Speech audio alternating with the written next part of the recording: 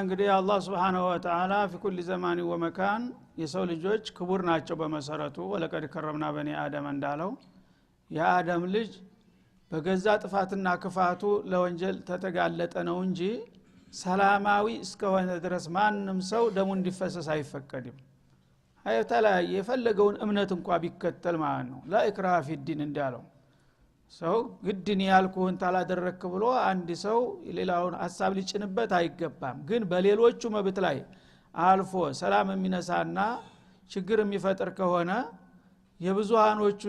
ተሚቸገሩ ግለሰቡ መቀጣት አለበት የሚለውን ይመርጣል ማለት ነው። ከዛ አቋያ እንግዲህ አላህ Subhanahu Wa Ta'ala እነዚህ ሰዎች የዛ አይነት አስከፊ በደል ከፈጸሙ አሚሩ ይመጥናቸዋልና ለነሱ ይገባቸዋል የሚለውን ቅጣት ክፍት አድርጎ አልተወለትም። አላህ ንድፈ ሐሳቡን አስቀመጠለት አማራጮችን። አንደኛ يحاربون الله ورسوله ይላል። መልከት እዚህ ላይ ደግሞ ተነቡልን ሆነ ይገባል። አሁን የተነሳው ጥያቄ ይሄን የሚያመለክት ነው። መጀመሪያ አላህ ሰላማዊ ንጹሃን ሰዎችን ማመስና ማስቸገር አላህና ረሱልን እንደመዋጋት ይቆጠራል ብሎ ነው የወሰደው። ግን አላህ يحاربون الله ورسوله አላህና ረሱሉ የራሳቸው የሆነ እስላማዊ ህግና ደንብ አስቀምጠዋል ማለት ነው። የሰው ልጅ ክቡር ነው እና እሱን የሚያስገድለው ወንጀል እስካልሰራ ድረስ ማንንም ሰው በሱ ላይ እጁ ሊሰነዝር አይገባም የሚለውን ጌታ ህግ ጥሶ ነው በሰዎች ላይ ጉዳት የሚያደርሰው ማለት ነው። ስለዚህ የመጀመሪያው ሙስተህደፍ ማን ነው? አላህና ረሱል ናቸው። የኔ ህግ ነውና የተጣሰው ይሄንን ህግ የሚጥሰው እኔ በቀላል አላየውም በማለት መንቀተል الناس በሚለው ላይ አይደለም ያያያዘው ማለት ነው።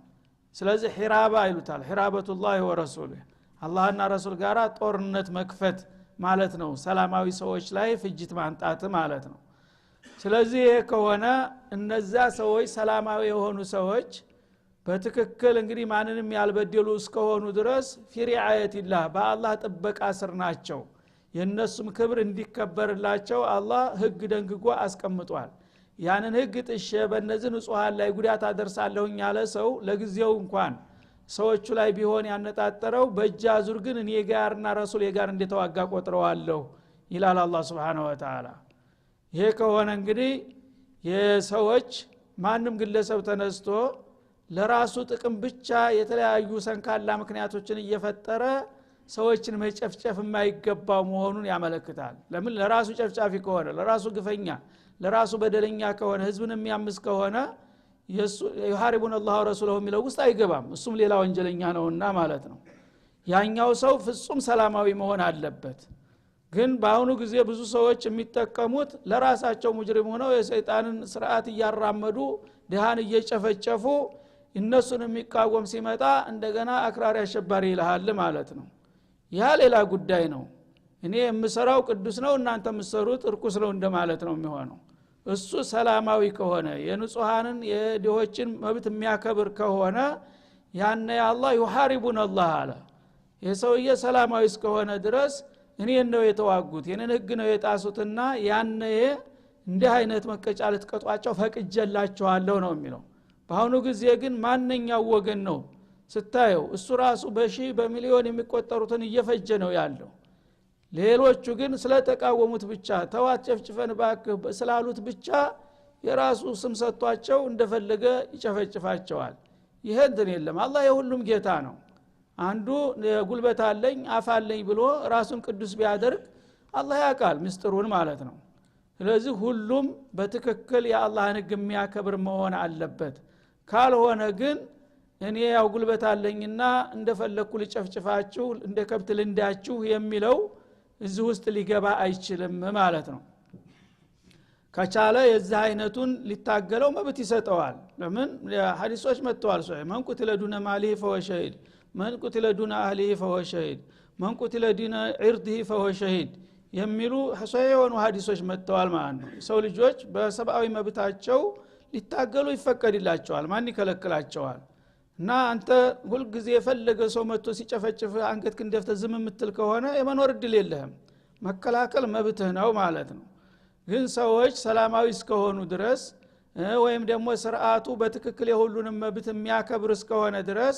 እኔ ስልጣን ካልያዝኩ ብለህ ብትነሳ ያ ሌላ ጉዳይ ነው ለግል ጉዳይ ስለሚሆን እዚህ ውስጥ ልትገባ ትችላለህ ማለት ነው አንተ ግን ከላይ ላይ ዲፋዕ መብትህን ለማስከበር በመታረገው ነገር ሌሎች እንኳን የተለያየ ስም ቢሰጡህና ቢጨፈጭፉህ አላህ ሁኔታውን ስለሚያቅ ያኔ የተለየ እንደሚሆን ነው ማለት ነው እና ወይስዓውነ ፊል አርዲ ፈሳዳ እያለ ነው በመሬት ላይ ጥፋትን ለማሰራጨት የሚጣደፉና የሚሯሯጡ እያለ ነው እና እነዚህ ጥፋት ለማሰራጨት የሚሯሯጡ ሌሎች ናቸው ተመብት ላይ የሚከራከሩት ደግሞ ሌሎች ናቸው ማለት ነው እኔ መኖር መብት አለኝ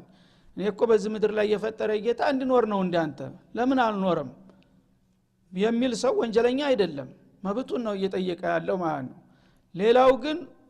ሌሎቹ ድሆቹ የሰበሰቡትን ሁሉ እኔ መዝረፍ አለብኝ እኔ በግድ ያለ ፍቃዳቸው ባለስልጣን ሆኜ እነሱ መጨፍጨፍ አለብኝ የሚል ከሆነ እሱ ራሱ ወንጀለኛ ነው ያ ከሆነ በእኔ ላይ አመፀ ሁሉ ወይስዓውነ ፊል አርዲ ተብሏልና ይቀተሉ የሚለውን ተንፊዝ አረጋለሁ ቢል አንተ መጀመሪያ ማን ነህ ተብሎ ሊጠየቅ ይገባል ማለት ነው እና አዩን ፈው ሚነል አርዲ የሚለው ላይ ሁለት አይነት ትርጉም አለ አንደኛ ታገር ይባረራል ማለት እንዲህ አይነቱ ወንጀለኛ በአገር ውስጥ እስካለ ድረስ አያርፍም ቢመከርም ምንም ቢል አያስችለውምና ነገ ሰላም አይሰጠንም ታለ ወይም ደግሞ ከተገደለ ባለ ወገን ሊሆን ይችላል እና የሱ ወገኖች ደግሞ እንደገና የጎሳ ጦርነት አንስተው የበለጠ ችግር ሊያመጡ ይችላሉ እንደዛ ከሆነ ደግሞ እንዳስፈላጊነቱ ታገር ልታባረረው ትችላለህ ማለት ነው ታንተ ግዛት ከሄደ ተዛዋላ እንዳይገባ ታደረከው ችግሩን መቋቋም ይችላል ማለት ነው በእነዚህ አማራጮች እንዳስፈላጊነቱ ቅጧቸው ነው የሚለው ሌላው ዩንፈው ፊል አርዲ ማለት እስራትን ነው ብሎ የተረጎማሉ ማለት ነው አንድ ሰው በእስር ቤት ያለ ሰው ያው እያለ እንደሌለ ነው ነጽነቱ ተገፏል እንደፈለገ ሊሄድ አይችልም ከማንም ጋር አይገናኝም እያለ እንደተቀበረ ነው የሚቆጠረው ማለት ነው ስለዚህ ዩንፈው ሚነል አርዲ ለእስረኞችም ይሰድቃል ብለዋል ማለት ነው እና ذلك لهم خزي في الدنيا የዚህ አይነት እንግዲህ ጥፋትና ክፋትን የሚያሰራጩ ሰዎች በዱንያ ላይ አሁን የተጠቀሱት የወንጀለኛ መቀጫዎች ተግባራዊ ይደረግባቸዋል በዱንያ ላይ ሊዋረዱ ይገባቸዋል ትቢተኞች ናቸውና ማለት ነው ወለሁም ፊል አኺራ عذاب عظيم እንደገና ደግሞ ተውባ ካላደረጉ በዚሁ በእጅራማቸው ላይ እያሉ ከሞቱ በዛኛው ዓለም ከባድ የሆነ ቅጣት ጀሃነም ይጠብቃቸዋል ሲል ያስጠነቅቃል ከዛም አያይዞ ተውባን ሁሉ ጊዜ አላህ ይወዳልና ኢለ الذين تابوا አለ ይሄ ሁሉ የጀራኢም ሲሰሩ ቆይተው በመጨረሻ ከልባቸው ተጸጽተው የተመለሱት ሲቀሩ ይላል ሚን ቀብል አን ተቅዲሩ አለይሂም እናንተ ሳትቆጣጠሯቸው በፊት እናንተ በቁጥጥር ውስጥ ሳታረጓቸው በገዛ ፍቃዳቸው አጥፍቻለሁ ብለው እጅ የሚሰጡ ወንጀለኞች ካሉ ማለት ነው ፈዕለሙ ያነ እወቁ አን አላህ ገፉር ረሂም ለእንዲህ አይነቶቹ ተጸጻችና ተመላሾች ምህረተ ሰፊና ሩህሩህ ነውና አላህ ይቅር ሊላቸው ይችላል እናንተም እንዳትጨክኑባቸው አታኢቡ ሚነ ዘንቢ ከመላ ዘንበለሁ እንዳለው ማለት ነው ስለዚህ ሁሉ ጊዜ ተውባን አላህ ይወዳል ሱብሃንአላህ ኢነላህ ይሁቡ ተዋቢን ወይሁቡ ሙተጠሂሪን እነዚህ ሰዎች እንግዲህ የመጨረሻ አውሬዎች ናቸው እና ጸረ ኢንሳንያ ናቸው ከመሆኑም ጋራ ተውባ አድርገናል ብለው ከልባቸው መጸጸታቸውና መመለሳቸውን ካረጋገጣችሁ እናንተ የቂም በቀል እርምጃ እንዳትወስዱባቸው እኔ የሚቀርላቸዋለሁ እናንተ መለፏቸው እያለ ነው ማለት ነው እና ሚን ቀብል አንተ ግድሩ አለህ ማለት ሳይያዙ ወይም በውጊያ ሳይሸነፉ በፊት በገዛ ፍቃዳቸው እኔ ህገወጥ ስራ ከርም ያለሁኝ ካሁን በኋላ ግን ያው ጥፋቴን አውቅ ያለሁኝና ተጸጽቻለሁኝ ያስፈልጋውን እርምጃ ይወሰድብኝ ይሄው እጄ ብሎ ከሰጠ ከልቡ ያው መተበቱን ያመለክታል ማለት ነው ያነ እንዴ ማካረክልን ብላችሁ እንዳትዘለዝሉት ተውባት አደረገ ምን ትፈልጋላችሁ ያ አላህ ማንኛውም ሰው ወንጀለኛ የፈለገውን ወንጀሉ ቢበዛም እንኳን ቁል ያ ኢባዲ الذين اسرفوا على انفسهم لا تقنطوا من رحمه الله ብሏል በጌታ ግብዣ ነው የመጣው ማለት ነው ናቶሎ ተመጣ በማንኛውም ጊዜ ተቀበላለው ብሎታል ያንን የጌታን ጥሪ ተቀብሎ እስከመጣና እጅስ ከሰጠ ድረስ አላህ ይቅር ምህረተ ሰፊና ሩህሩህ ስለሆነ እንደሚቀበለው ነው አላህ የተቀበለውን ሰው ደግሞ እናንተ እንደገና እንበቀለዋለን ብትሉ ችግር ይሆናልና እናንተም እንድታልፉት ያስፈልጋል ሲል ለተውበተኞች አላህ Subhanahu Wa Ta'ala አስተያየት እንዲደረግላቸው ጠየቀ ራሱ በበኩሉ እንደሚመራቸው ሙስሊሞችም ደግሞ እንደ በዚህ ነገር እርምጃ እንዳይወስዱና በቂም በቀልነት እስከዛሬ ጉልበት ያለው አልደፍረው የነበሩትን አሁን እጅ ሲሰጥላቸው ፈሪ አባራሪ መሆን የለባቸውም ማለት ነው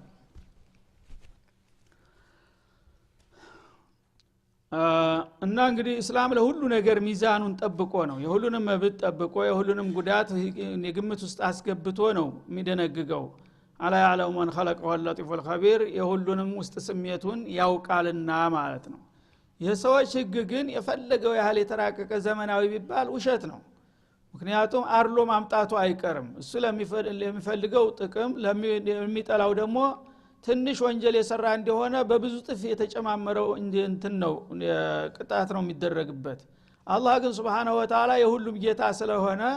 ወንጀለኞችንም ሲቀጣ በወንጀላቸው መጠን ነው የሚቀጣው እንጂ በቂም በቀልነት የማይገባውን ነገር አይጭንባቸውም ማለት እና አላህ Subhanahu Wa Ta'ala በዚህ መልኩ እንግዲህ ወንጀለኛ በወንጀል በሚሰራና ሰላም በሚያደፈርስ ዜጎችን በሚያምስበት ጊዜ አስፈላጊና ተመጣጣኝ የሆኑ ቅጣቶች እንዲወሰድ ፈቅዷል ማለት ነው ከዛ ውጭ ግን አንተ ስልጣንህን ተጠቅመህ የማይገባውን ነገር ብትጨምርበት ተጠያቂ ትሆናለህ ማለት ነው እና hatta ሁዱድ እንግዲህ የፈጸሙ ሰዎች ነብዩ አንድ ቀን አለይሂ ሰላቱ ወሰለም አንድ ሰው መጠጥ ልማድ ያለበት ሰው አለ ኸምር ተተከለከለ በኋላ ያው ወትሮ ወለፍተኛ ስለሆነ ብዙ ጊዜ መተዋቃተው ተደብቆ ሄዶ ይጠጣል ተዛ ይያዛል መጥቶ ይገረፋል አሁንም ሰነባብቶ እንደገና ይያዛል እንደዚህ ሲል አخذه الله ما اكثر ما يؤتى به على እንደ ሱሐቢ ለሰውየው በዚህ ወንጀል ስንት ጊዜ ነው የሚመጣው ስንት ጊዜ ነው የሚቀጣው አላህ ያዋርደውና አሁንስ አበዛው አለ ተቀጩ ሳይሰለች ቀጮቹ ሰለች ማለት ነው ይሄ ጊዜ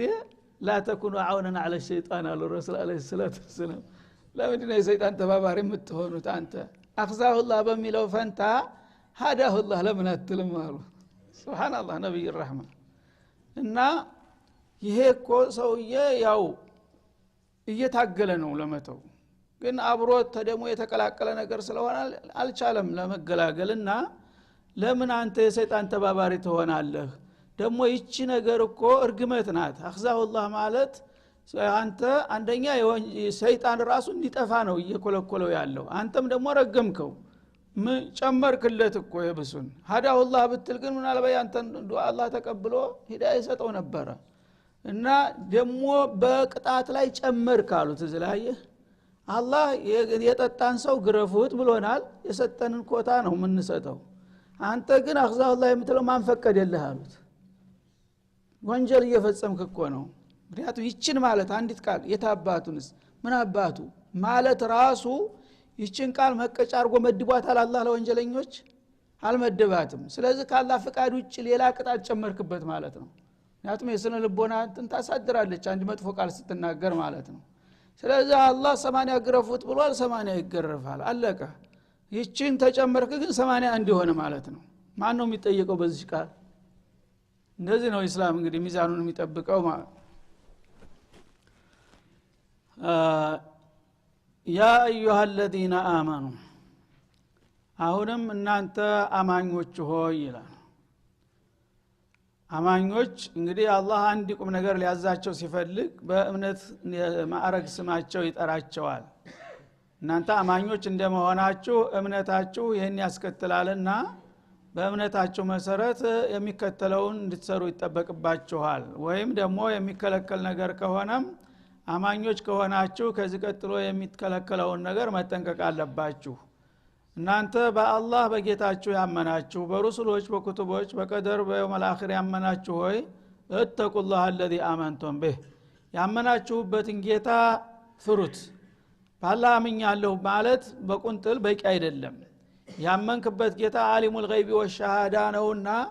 ሚስጥርህን በድብቅም በቅርብም በሩቅም በጨለማም በብርሃንም በይታው በትዝብቱ ስርነህና ያመንክበትን ጌታ ልትፈራው ልትጠነቀቀው ይገባል ዝም ብለህ ባህላዊ እምነት ይዘህ መጓዝ የለብህም በአላህ አምኛለሁ ማለት ሁለንተናዬ በአላህ ቁጥጥር ስር ነው ስለዚህ ከሱ ፍቃድ ፍንክቻ አልልም ማለት ነውና ጌታችሁን ልትፈሩ ይገባል ይላል እና እንግዲህ ጀሚዑል ሙሐረማት ወልመንህያት ወልመክሩሃት በዚህ ውስጥ ይካተታል ማለት ነው አንተ በጌታ አምኛለሁ ይታል ጌታ የማይወደውና የማይፈቅደውን ነገር ሁሉ በሙሉ መራቅ መጠንቀቅ አለብህ በሙእሚን ነኝ ይያልክ ግን የተለያዩ ጀራኢም ውስጥ የምትዘፈክ ከሆንክ በልብህ በምላስህ አማኝ በልብህ አመፀኛ ነህ ማለት ነው እና አላህን ፍሩ ወብተጉ ኢለይሂል ወሲላ ወደሱ ደግሞ ለመቃረብ የሚበጃችሁንና የሚጠቅማችሁን ነገር ሁሉ ፈልጉ ጣሩ ይላል ማለት ነው ማለት ጀሚዕ ጧዓት ወልዒባዳት ማንኛውንም የዒባዳና የጧዓ አይነት ሁሉ በትጋትና በንቃት ስሩ በየጊዜው ረሲዳችሁን ከፍ አድርጉት ማለት ነው አምኛለሁ መን ቃል ላ ኢላሃ ኢላላህ ደኸለል ጀና እያልክ በቁንጥል ራስክን እንዲያታታልል ኢማንህን በየጊዜው መኮትኮት ማሳደግ መንከባከብ አለብህ እና ያን ባረክ ቁጥር ወደ ጌታ ትቃረባለህ ማለት ነው በፐርሰንት እያደግክ ትሄዳለህ ሶላትክን መጀመሪያ ፈራኢዶችን ጠንቅቀህ በወቅቱ አክብረህ ትሰግዳለህ ጾምህን ትጾማለህ ዘካትህን ትከፍላለህ ሐጅህን ታደርጋለህ ቢረል ዋሊደይን ታረጋለህ በአንጻሩ ደግሞ ሙሐረማቶችን ተሽርክ ተኩፍር ጀምረህ ማዓሲ ከባኢር ሰጋኢርን ትርቃለህ ያኔ እነዚህ ሁሉ የምታረጋቸው እንቅስቃሴዎችና የምትፈጽማቸው ተግባራቶች ምንድነው የሚሆኑት ረሲዱ እያደገ ወደ ጌታ እየቀረብክ ትሄዳለህ ማለት ነው እና ወብተጉ ኢለይሂል ወሲላ ማለት አልቁርበ ሚነላህ ቢተክሲር العبادات والطاعات ዒባዳዎችን በማብዛትና ተወንጀሎች በመራቅ ወደ ጌታ መቃረባችሁን ቀጥሉበት ሰነፍ አትሁኑ ማለት ነው ዝም ብለህ አንድ ነጥብ ላይ ቁጭ ብለህ እኔ የጀነት ነኝ እያልክ መዘናጋት የለብህም በምታደርገው እንቅስቃሴና በጥረት ልክ ነው ወደ ጌታ የምትቃረበውና ወደ ጌታ መቃረቢያ የሆነ ነገር ፈልጉ ሁልጊዜ አከማቹ ማለቱ ነው ስለዚህ ወሲላ የሚለው ቃል ጀሚዑል ዒባዳት ወጣዓት ተብሎ ነው የሚፈሰረው በዚህ መልክ ነው ሰለፎቹ ያስቀመጡት ማለት ነው እና አንዳንድ ሙኸርፎች ወሲላውን ለተወሱል ሁጃ አድርገው ይፈስሩታል ይሄን አያት ቢልዓክስ ማለት ነው ወደ አላህ የሚያቀርባችሁን ነገር ፈልጉ ይላል እነሱ ግን ወደ አላህ ጋር የሚያራርቅ ነገር አድርገው ይፈስሩታል ማለት ነው እና ባለፈው ከሁለት ሳምንት በፊት ይመስለኛል አንድ የሺዓ ቀናት ድንገት ተከፈተና ሳየው ተፍሲር ያቀራል ሰውየው ይህች አያት መጣች ወብተጉ ኢለይሂል ወሲላ ሲል ተወሰሉ ቢልሁሰይን ወአሊሂ الطاهرين لا اله الا الله እና لله وانا اليه راجعون ጭራሽ የኛውን ዒባዳ ጧዓም ይባለውን ጭራሽ አላነሳም ቀጥታ እና ሁሰይን አለል በይትን በቃ ሴቶችን ወንዶችንም እየዘረዘረ በእነሱ መጀን በሉ እነሱ እርድን በሉ ሽርክ ውስጥ ሰውን በቃ እንደዚህ አላሁ المستعان እና ወሲላ ከሉጋ አኳያ ራሱ ቋንቋው ምን ማለት ነው እሺ ወሲላ ማለት ማይተወሰሉ ኢለል መቅሱድ ወደምትፈልግበት ዓላማ የሚያደርስህን መሰላል ተጠቀም ማለት ነው ወደ ጌታ የሚያደርስ መሰላል ምንድነው ጧዓ ነው ዒባዳ ነው እና የሌላ ሰው የፈለገውን ያህል ነብይ ይሁን ወልይ ይሁን ሌላ ሰው በሰራው አንተ እንዴት ተጠቀማለህ ትላለህ ሰው በዱንያ ላይ ራሱ በሌላ ንብረት ይመካል አሁን ወጣ ስንል ስፍር ቁጥር የሌለው ኢማራና ያለም በዙሪያችን ግን ያ በገሌ ኢማራ ብዬ እንደ ገንዘብ ያየዋለሁ እሱ የፈለገውን ያህል ሀብታም ቢሆን ገሌ ሀብታም ነውና በገሌ ይሁንብህ ለኔ ገሌም ስጠኝ ማለት አግባብ አለው ይሄ ሁሉ ሰርቶ ፈግቶ ጥሮ ያገኘው ንብረት ነው አንተም የምታገኝበትን ፈልገህ አንዲት ክፍል ቤት ስራ ያችናት ቤት ያንተ የድካም ውጤት ማለት ነው ግን የነገሌም ቤት የሚያህል ስጠኝ ወይም ደግሞ ያንተ ቤት የሚያህል አላህ እንዲሰጠኝ ዱዓ አድርግልኝ ብትለው ይገኛል ይሄ ቤት እና ወብተጉ ኢለይሂል ወሲላ ማለት አልቁርበ ሚነላህ ወደ አላህ የሚያቀርባችሁን ዒባዳ ጣሩ ጨማምሩበት ፈራኢዱንም ሱነኑንም ሙስተሐባቱንም በጨመርክ ቁጥር ወደ ጌታ እየተቃረብክ ትሄዳለህ ማለት ነው ከዛ ቀጥሎ ምን አለ ወጃሂዱ ፊ ሰቢሊህ በአላህ መንገድ ታገሩ ይልሃል በአላህ መንገድ ታገር ማለት አብደየ መጀን ማለት ነው ምን አገናኘው የአላህ መንገድ ማለት የአላህ እንዲን ከፍ ለማድረግ የሚያስፈልገው መስዋዕት ክፈው ወደ አላህ መቃረብ ከሚያበቁት ነገሮች ዋናውን ነሙዘጅ መጠቆሙ ነው ማለት ነው የግል ዒባዳ የለተለት ዒባዳ እንደተጠበቁ ይሁንና ከዛ በላይ ደግሞ ሻል ያለ ቀፍዛ በአንድ ጊዜ አንጥሮ እንደ ሊፍት የሚወረውር ተፈለክ ጂሃር ነው ዋናው አለ አላህ ወደ አላህ የሚያቀርበው ለዚህ ፊሰቢልላህ የታገለ ሰው በቀላሉ ወዳውኑ ደሙ ጠብ ስትል በላው ላይ ያለው እድሜ ልኩን የሰራ ወንጀል ሁሉ በሙሉ ይረግፋል በቀጥታ ለጀነት ይሆናል ያሉት ረሱል አለይሂ ሰላም አዕظم القربات ትልቅ ቁርባን ከመሆኑ የተነሳ ነው አላህም ይችን ጠቆመ ወጃሂዱ ፊሰቢልላህ በአላህ መንገድ ታገሉ በአላህ መንገድ ስታገል አንዲ ሰው ጉልበቱን ግዚያውን ህይወቱን ነው የሚሰዋው ሁሉን ነገር ያለውን ነገር ስለዚህ ሁሉን ነገር ለአላህ ብሎ መስዋዕት ከከፈለ ምን ቀረው ይሄ ሰውዬ ሊያስቀረው ነገር የለም ሁሉን ነገር ለአላህ ሲሰጥ አላህ ደግሞ በአጠፋው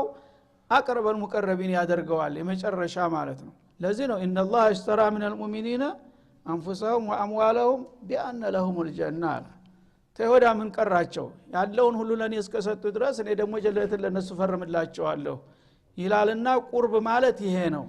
አንደኛ የግል ዒባዳዎች ለተለት የሚደረጉትን ነገሮች በማድረግ ወደ ጌታ መቃረብህን ቀጥል ከዛ የበለጠ ደግሞ ጥጉ ድረስ መሄድ አለብኝ ታልክ የበለጠ ያላህ ወዳጅ መሆን አለብኝ ታልክ ለአላህ ምትወዳትን ነፍስህን ሰዋ ጃሂዱ ፊሰቢሊህ ያ ነው ለዓለኩም ትፍሊሑን ይሄን ካደረጋችሁ ይሳካላችኋል ይቀናችኋል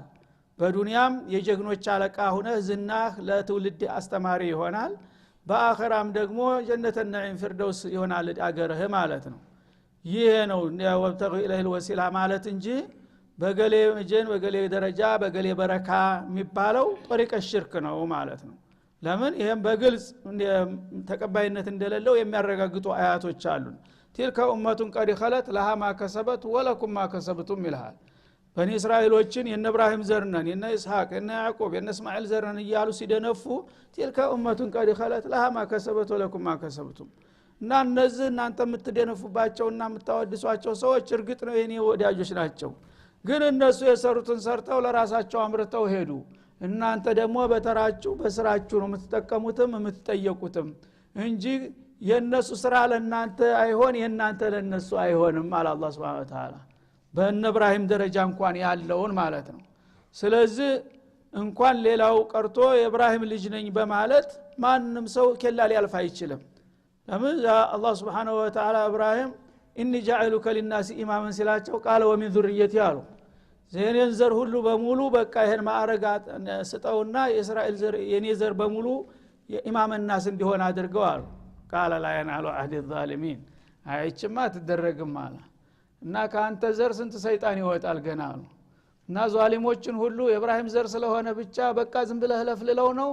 ዛሊሞችን አይመለከትም ያንተም ዘር ሆኑ የሌላም ዘር ሷሊሆች ከሆኑ አንተ በሶላህ ነው ያገኛሃትና ሰጠዋለሁኝ ግን በስመ ዘር ግን የኢብራሂም ዘር ነው ይያልኩኝ ሰይጣኑን ሁሉማ ለዚህ አላበቃም ነው ያለው አላህ ስለዚህ ለኢብራሂም እንዲህ ያለ ጌታ እንግዲህ ላንተ በየጓዳው ጉድጓዳው ላለ ጠንቋይና አጭበርባሪ የሸህ ገሌ ልጅ ነኝ ብለህ እንዴት ትኮፈሳለህ እና ይሄ ሊያዋጣ የሚችል ነገር አይደለም ቢያንስ ሰዎችን ወደ ሽርክ መሸኘት ይቅርብን ወብተጉ ኢለይሂል ወሲላ ማለት በነገሌ ይሁንብህ ነገሌ በበረካቸው በደረጃቸው ይያልክ ሰውን አትሸንግል አታታል ወደ ጌታ የሚያቃርብህን ዒባዳ አድርግ ከዒባዳዎች አንዱና ዋነኛው ጂሃድ ፊሰቢልላህ ነው እውነት ጎበዝ ከሆንክ በአላህ መንገድ ታገል በአላህ መንገድ መታገል ደግሞ የትም ቦታ ያለ ነው የትግል አይነቶች ብዙ ናቸው በራስህ ትጀምራለህ ነፍስያን ትታገላለህ ሸይጣንን ትታገላለህ ከዛ ደግሞ አህለ ሸር አዋነ ሸይጣንን እንደዛ ደረጃ በደረጃ በግለሰብ ደረጃ ልትታገል ትችላለህ ግድ ታወቀ ጦር ሜዳ ሄደ እንትን ታላልክ ማለት አይደለም አላህ ያላህ እንዲን ከፍ ለማድረግ ሐቅን ለማስከበር የምታረገው እንቅስቃሴ ሁሉ ጃር ፊሰቢልላህ አለ ውስጥ ይገባል ማለት ነው እና ለዓለኩም ትፍሊሑን አለ እንግዲህ በዚህ በተሰጣችሁ መመሪያ መሰረት ወደ አላህ የሚያቀርቧችሁን ተግባራቶች በፈጸማችሁና በገበያችሁ ቁጥር ከዛም በተለይም አላህ ወፍቋችሁ በአላህ መንገድ ከታገላችሁ ያኔ ለዓለኩም ትፍሊሑን እዳችሁ ያልቃል ይቀናችኋል ይላል ፈላህ ማለት አንድ ሰው የሚመኘው ሁሉ ከሚያስበው በላይ ሲሳካለትና የሚፈራው ሁሉ ሲዲን ነው እና የምትፈሩትን ነገር ሁሉ ዲናችሁ የምትመኙትን ሁሉ ለማግኘት ከፈለጋችሁ ይሄ ነው የማዳኛው መንገድ ይላል ማለት ነው። ሌላው ቦታ ላ አዱልኩም አላ ትጃረት ቱንጂኩም ሚን አዛብን አሊም ኢልና ተኡሚኑነ ቢላሂ ወቱጃሂዱነ ፊ ሰቢሊሂ ይላል። በአላህ ማመን ነው። የምን ወሲላ የሚለውን ቃሉ ሲንና ላም ስላለ ብቻ ህም ብሎ እኮ ነው በቋንቋ እንኳን ትራሽ የሚገናኝ ነገር አይደለም። እና ወደ ጌታ የሚያቃርብህ ዒባዳ ኸይራት አብዛ ማለት እንጂ የገሌ በገሌ ይሁንብህ የሚለው ጋራ ጭራሽ ግንኙነት የሌለው ነገር ነውና ከእንዲህ አይነቱ ነገር መራቅና መጠንቀቅ እንዳለብን ነው። እነለዚነ ከፈሩ ይሄ ሁሉ ተነግሯቸውና ተመክሯቸው የፈረደባቸውና ግራ የመታቸው ሁልጊዜም ክዳትን እንደሚመርጡ ነውና እነዚያ የካዱት ይላል ለው አነ ለሁም ማ ፊል አርድ ጀሚዓ በዚህ በምድር ላይ ያሉ የቀኝን መንገድ ትተው ግራን በመምረጣቸው ነገ የሚጠብቃቸውን ጥፋትና ውድመት ቢያውትና ቢረዱት ኑሮ የዛ ጊዜ የሚመኙትን ነገር አሁን በገልጽላችሁ በጣም ያስገርማል ይላል። ለው አነ ለሁም ማ ፊል አርድ ጀሚዓ በምድር ላይ ያለ ንብረት ሀብት በሙሉ ለእያንዳንዱ ግለሰብ የግላን ጡራ ሆኖ ቢሰጣቸውና ወሚስለሁ ማሁ ያንን የሚያክል ሌላ እጥፍን ቢጨመርላቸው ለኔ በሙሉ በዱንያ ላይ ያለን ሀብትና ንብረት የኔ ብቻ ጥሪት አድርጎ ቢሰጠኝና ከዛ የውመል ቂያማ የሚጠብቀኝን ቅጣት ለመዳን ቤዛ ክፈለው ቢለኝ አይንን ሳያሽ በቀላሉ ይቀበላል ለመክፈል ዝግጁ ይሆናል ማለት ነው። የጀሃነም ክብደት ዛሬ የምንቀልድበት እውነት ይሆናል አይሆንም እያልን የምንጠራጠረው ነገር ምን ያህል አደገኛ መሆኑን ለመግለጥ ነው ይሄን ምሳሌ አላህ የተጠቀመው ማለት ነው። ያንዳንዱ ካፊር አሁን ካፊር ሆኖ ሲኖር ምን ሆንኩኝ ያው በኩፍር ላይ ነው ያለሁት ያላህ ወዳጅ ነን የሚሉትም ከኛ በታች ናቸው እኛ ነን እንዳውም ትክክለኞቹ ብለው የሚደነፉ አሉ ማለት ነው። አላወቀም እንጂ የዚህ አይነት አቋም ላይ የሚገኘው ሰውዬ ነገ የውመል ቂያማ ተሞት በሚነሳበትና በኩፍር ላይ ያሳለፈው ህይወቱ ውጤትና ምርቱ በሚገለጥለት ጊዜ እስከ ውጤቱ ምን ይመኛል? በምድር ላይ ያለን ሀብትና ንብረት በሙሉ ለእያንዳንዱ ግለሰብ ተሰጥቶት ያም ሳይበቃ ደግሞ ወሚስለሁ ማሁ ሁለት እጥፍ በምድር ላይ ያለ ንብረት ለእያንዳንዱ ሰው ተሰጥቶት ሊፍተዱ ቢሂ ሚን አዛብ የውም القيامه በዛ እለት በትንሳኤ እለት ከተዘጋጀላቸው ቅጣት በዛ ሁሉ ንብረታችሁ ተባጁ ወይም ክፍያ ክፈሉና ተለቀቁ ቢሏቸው በደስታ ነው የሚቀበሉት አይናቸውን ሳያሹ ማለት ነው። ግን ማቱቁቢለ ሚንሁም አላህ ያን ሁሉ ቢከፍሉም አይቀበላቸውም ማለት ነው። ወለሁም አዛቡን አሊም ከዛም ያሙከራቸው ከንቱ ሆኖ አሳማሚ የሆነው ቅጣት ለነሱ ተገቢ ይሆናል። ይሄንን ባለማወቃቸው ነው ብዙዎቹ አሁን የሚደናበሩት ያሉት። ነገ ግን ይሄ ነገር ከመምጣቱና ጸጸት ውስጥ መግባት በፊት ይህን ጊዜ እንዳስቡበት ነገራቸው ይላል። هذا صلى الله وسلم على النبي وعلى اله